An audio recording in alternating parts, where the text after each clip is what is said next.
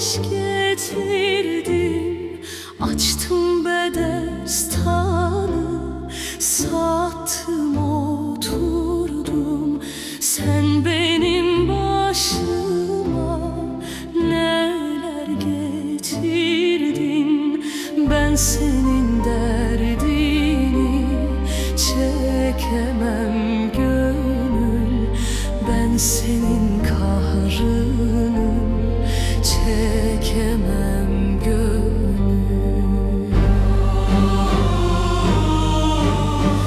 Ben senin derdini çekemem gönül, ben senin kahrını çekemem gönül.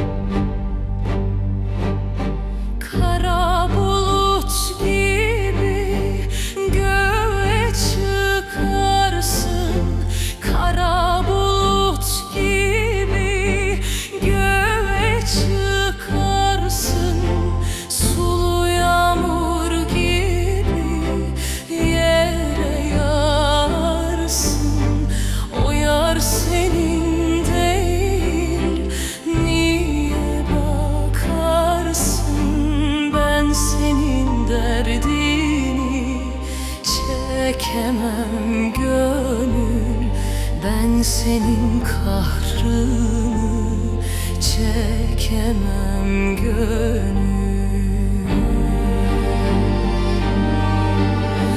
Ben senin derdini çekemem gönül, ben senin kahrını çekemem gönül.